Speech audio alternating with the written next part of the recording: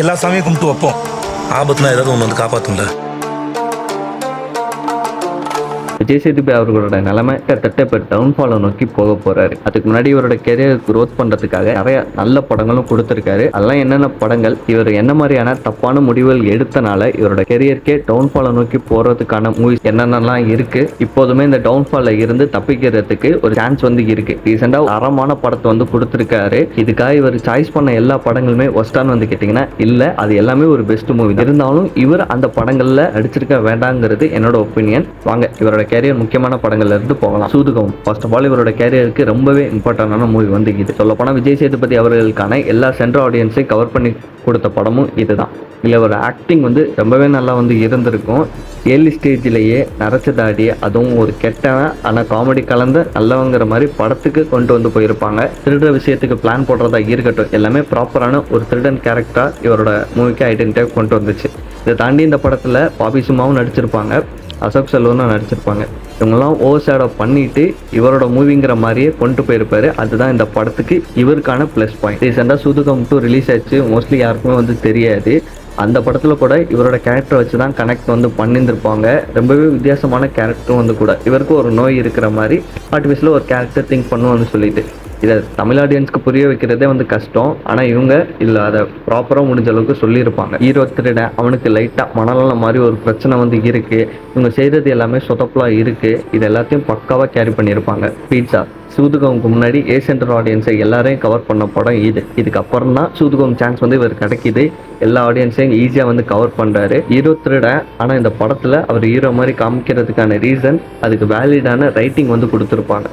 ஆரம்பத்தில் பேய் இருக்குங்கிற மாதிரி சொல்லி எல்லாரும் நம்ப வைக்கிறதா இருக்கட்டும், இவர் பண்ண ஆக்டிங் மூலியமாகவே உண்மையிலே அந்த ஒரு இடத்துல பேய் இருக்குங்கிற மாதிரி நம்ம கிட்ட வந்து கன்வே வந்து பண்ணுவார். கிளைமேக்ஸ் வரையில தான் ஆடியன்ஸுக்கு ஷாக்கிங்காக வந்து இருக்கும். ஹீரோ ஹீரோயினும் சேர்ந்து திருடுறதுக்காக ஃபர்ஸ்ட் ஆஃப் முழுக்க இந்த மாதிரி ட்ராமாட்டிக்காக பேய் இருக்குது அப்படிங்கிற மாதிரி காமிச்ச விஷயம் பார்க்குற ஆடியன்ஸுக்கு ஏமாற்றத்தை தந்திருக்கலாம். இது ஃபர்ஸ்ட் ஹாஃப்லேயே வந்து மிகப்பெரிய பிளாக்கர்ஸாக ஆகி படம் வந்து ஓடாமல் போக வேண்டியது. ஆனால் இவங்க கன்வின்ஸாக விஜய் சேதுபதி அவரோட ஆக்டிங்கை வச்சு முடிஞ்ச அளவுக்கு ஃபுல் பண்ணியிருந்திருப்பாங்க. அது இந்த படத்துக்கு இன்னொரு மிகப்பெரிய ப்ளஸ் பாயிண்டாக அமைஞ்சிருக்கும். பேங்கிற கான்செப்டே படத்தில் இல்லை, ஆனால் அதை வச்சு ஆரோ மூமெண்ட்ஸை வந்து காட்டணும். படத்தை அப்படியே த்ரில்லர் ஜனருக்கு ஷிஃப்ட் வந்து பண்ணணும். அது ரொம்ப கஷ்டமான விஷயம். விஜய் சேதுபதி அவர்கள் இந்த படத்தில் அதை கரெக்டாக ஃபுல்லாக பண்ணியிருப்பார். விக்ரமேதா 2 பெரிய ஆக்டர்ஸ் இந்த படத்தில் இன்வால்வ் ஆகிருப்பாங்க. விஜய் சேதுபதியும் சரி, மாதவன் அவரும் சரி. ஆனால் விஜய் சேதுபதி அவர்கள் ஒரு பாயிண்டில் இந்த படத்தில் ரொம்பவே ஹீரோ மாதிரி போர்ட்ரேட் வந்து பண்ணியிருந்திருப்பாங்க. ஏன்னா இவருக்கான ஸ்டோரி வந்து வேலிடாக வந்து இருக்கும்.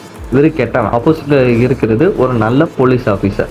அப்படி இருக்கையில் ஒரு கெட்டவனாக இருந்துக்கிட்டு ஒரு நல்ல போலீஸ் ஆஃபீஸர், அதுவும் மாதவன் மாதிரியான ஒரு பெஸ்ட் ஆக்டர் வந்து முன்னாடி இருக்கையில் அவங்கள ஓவர் ஷேடோ பண்ணி ஒரு பாயிண்டில் நான் கெட்டவனாக இருந்தாலும் எனக்கு ஒரு வேலிடான ரீசன் வந்து இருந்துச்சு, அதனால தான் உங்ககிட்ட வரேன் அப்படிங்கிற மாதிரி காமிச்ச விஷயம் எல்லாமே பயங்கரமாக வந்து இருக்கும். விக்ரமாதித்தன் வேதாளம் கடையோட ஒரு இன்ஸ்பிரேஷன் தான் இது. அதில் எப்படி வேதாளம் எல்லா கேரக்டருக்கும் பிடிச்ச மாதிரி ரைட்டிங் வந்து கொடுத்து ஒரு கதை சொல்லுமோ, அந்த மாதிரி இந்த படத்தில் வேதாவோட கேரக்டரை அமைச்சிருப்பாங்க. என்னதான் திருடம் போலீஸ், விக்ரமாதித்தன் வேதாளம் கதையெல்லாம் கேட்டு பழகி பிடிச்சிருந்தாலுமே இவங்க பண்ண ஸ்க்ரீன் பிளேயில் விஜய் சேதுபதி அவர்கள் பண்ண ஆக்டிங்லையும் இந்த படம் மிகப்பெரிய ப்ளஸ் பாயிண்டாக இருந்துச்சு. அதெல்லாம் சொல்லிட முடியாது, மாதவன் அவர்களும் பெஸ்ட்டாக பண்ணியிருப்பார். மகாராஜா நான் முதல்ல சொன்னேன்ல, ரீசெண்டாக ஒரு படம் பெஸ்ட்டாக வந்து கொடுத்துருக்காரு. இவரோட கேரியரை டவுன்ஃபாலை நோக்கி போகாமல் காப்பாற்றுறதுக்கான படம் இதுதான். ஏன்னா இதில் ஹீரோவாக நடிச்சிருந்திருப்பார். அதுவும் வயசான கேரக்டர், அவருக்கு ஏற்ற மாதிரியான ரைட்டிங்கும் இருந்திருக்கும். ஸ்கிரிப்ட் என்னமோ ரொம்பவே வந்து காம்ப்ளெக்ஸான ஸ்டோரி, சொல்லப்போனால் ரொம்ப ரிஸ்கியான சப்ஜெக்ட். இதை பெரிய ஹீரோ நடிக்கிறேன்னு ஒத்துக்கிறது, அதுவும் அவரோட 50வது படமாக கொடுத்தது அன்எக்ஸ்பெக்டட். ரொம்ப பெரிய கான்ட்ரவர்சியில் சிக்க வேண்டிய படம் தான் இது. ஆனால் அதை தாண்டி சோசியல் மெசேஜாக பயங்கரமான ஒரு விஷயத்த சொல்ல முயற்சி பண்ணனால பெரிய அளவில் இங்கே வந்து அவருக்கு பேக்லாஷ் வந்து ஆகலை. எல்லாருமே கொண்டாடிட்டாங்க. ஹீரோ டேரக்டர் என்ன பெர்ஸ்பெக்டிவில் சொல்ல வந்தாதுங்கிற விஷயம் ஆடியன்ஸில் இருந்து எல்லாருக்கும் புரிய வந்தனால ஒரு நல்ல படமாக போர்ட்ரேட் வந்து ஆகிருக்கு. அது நல்ல ரீசனாக இப்போ ஜப்பானில் கூட மூவி வந்து ரிலீஸ் பண்ணாங்க. அது ஒரு படம் போதும் இவரோட டவுன்ஃபாலை நோக்கி போகிறதுலேருந்து தப்பிக்கிறதுக்கு. இருந்தாலுமே இவர் கொஞ்சம் நிறைய யோசிச்சு தான் ஸ்டோரி ஸ்கிரிப்ட் செலெக்ஷன் பண்ணணும். இவ்வளோ கெரியர் க்ரோத்துக்கான பெஸ்ட் மூவிஸ் இவர் கொடுத்துருந்தாலுமே இவர் சொதப்பின சில படங்களை பார்க்கலாம். ஓ மை கடவுளே, இந்த படத்தில் ஒரு காட் கேரக்டர் வந்து நடிச்சிருப்பார். ஆக்சுவலாக ரொம்ப நல்ல கேரக்டர் தான், ப்ராப்பராக ஆக்டரை பண்ணி வந்து கொடுத்துருந்துருப்பார். பார்க்குற ஆடியன்ஸ்க்கு அது எங்கேஜிங்காக வந்து இருந்திருக்கும். ஆனால் இந்த படத்தோட லீட் ரோல் யார்? அசோக் செல்வன் அவர்கள் தான். அவரை நோக்கி தான் இந்த படத்தோட முழு கதையும் வந்து போகும். இவரோட கேரக்டர் கிட்டத்தட்ட எக்ஸ்டெண்டட் கேமியோ மாதிரி வந்து இருக்கும். சொல்லப்போனால் சைடு ஆக்ட், அதுவும் முக்கியமான கதாபாத்திரத்தில் நடிக்கிற மாதிரி அமைஞ்சது தான் இவருக்கான ஒரு நெகட்டிவ் பாயிண்ட். இது மூலியமாக தான் இந்த கேரக்டர் மாதிரி நிறைய படங்களை இவர் அப்ரோச் பண்ணாங்க. இமைக்கா நொடிகள் ஓமை கடவுளையில் எக்ஸ்டெண்டட் கேமியோ பண்ணது சொதப்பல்னு சொன்னேன். இந்த படத்தில் லிட்ரலி ஒரு ப்ராப்பரான கேமியோ ரோல் பண்ணிட்டு போயிருப்பார். ஒரு சாங் மட்டும் வருவார், எக்ஸ்ட்ரா 2-3 டைலாக்ஸ் மட்டும்தான் வந்து இருக்கும். அதுவும் நயன்தாரா அவரோட ஹஸ்பண்ட் கேரக்டரில் வந்து பண்ணியிருந்திருப்பார்.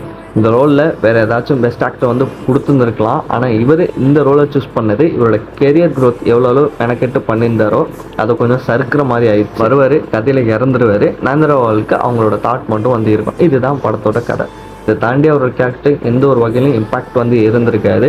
அவர் இறந்து போகிற நேரத்தில் எமோஷனலாக வந்து கன்வே ஆகியிருந்திருக்கும். எனக்கு தெரிஞ்சு இந்த ஒரு பாயிண்ட் வச்சு தான் டேரக்டரும் விஜய் சேதுபதி அவர்களை அப்ரோச் பண்ணியிருப்பாங்களோ என்னப்போ. அதை தாண்டி நிறைய கேரக்டர்ஸ் இந்த படத்தில் வந்து இருந்தாங்க. அவங்களுக்கான ரைட்டிங், ஸ்க்ரீன் பிளே எல்லாமே பயங்கரமாக வந்து இருந்திருக்கும். இவரோட கேரக்டர் இன்னுமே கொஞ்சம் எக்ஸ்டெண்ட் வந்து பண்ணியிருந்திருக்கலாம். லைக் கிளைமேக்ஸில் கூட அதுக்கான ரெஃபரன்ஸோ இல்லை ஸ்டார்டிங்லேயே ஒரு ரெஃபரன்ஸோ கொடுத்துருந்தா இன்னுமே பெஸ்ட்டாக வந்து இருந்திருக்கும். மிட்ரோவில் வருவார், ஏன் வருவார், ஏன் போனாருங்கிற விஷயம் ரொம்ப பெரிய இம்பாக்ட்ஃபுல்லாக வந்து இருந்திருக்காது. இதை கூட அக்செப்ட் பண்ணலாம். இப்போ நான் வந்து சொல்லிட்டு ஒரு தெலுங்கு படத்தில் கோரமான வில்லன் கேரக்டர் நடிச்சிருப்பார். அங்கே இருக்க ஆக்ட்ரஸோ இல்லை அங்கே இருக்க சின்ன சின்ன ஆர்டிஸ்டோ கேட்டால் கூட இந்த மாதிரி கேரக்டரில் நடிக்க சொன்னால் யாருமே அக்செப்ட் வந்து பண்ண மாட்டாங்க. இவர் என்ன நினச்சாருன்னு வந்து தெரியல. இவர் போயிட்டு அங்கே ஒரு வில்லன் கேரக்டர், அதுவும் கொடூரமான ரைட்டிங் உடைய கேரக்டர் நடித்தது மிகப்பெரிய ட்ராபேக். இந்த மாதிரி ஹீரோ ப்ராப்பராக செஞ்சுக்க போயில அவரோட கெரியர் க்ரோத்தை பண்ணப்போ நிறைய நல்ல மூவிஸ் கொடுத்துருக்காரு.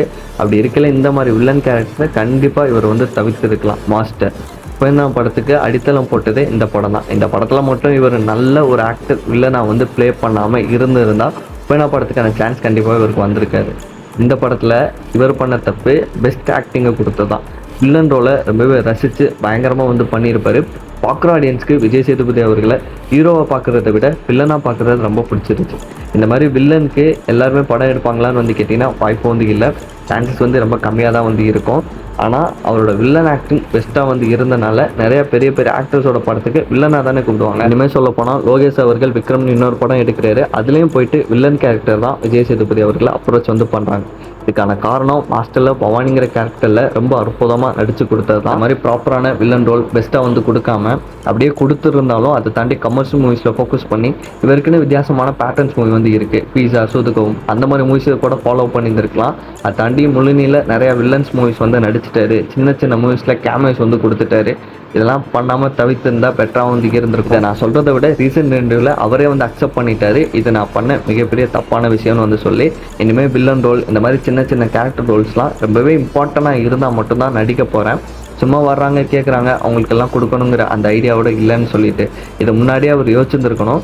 ரொம்ப லேட்டாக வந்து புரிஞ்சிருக்காரு. இவர் சின்ன சின்ன கேரக்டர் ரோலோ இல்லை வில்லனாக பண்ணியிருந்தாலும் அந்த படத்தோட பொட்டன்ஷியல் எல்லாமே ஹை குவாலிட்டியாக வந்து இருக்குது. ஆனால் இவரோட மார்க்கெட்டை குறைக்கிற அளவுக்கு இருக்க வேண்டாங்கிறது என்னோட ஒப்பீனியன். இந்த வீடியோ உங்களுக்கு பிடிச்சுன்னு நினைக்கிறேன். அடுத்த ஒரு வீடியோவில் பார்க்கலாம். டாட்டா.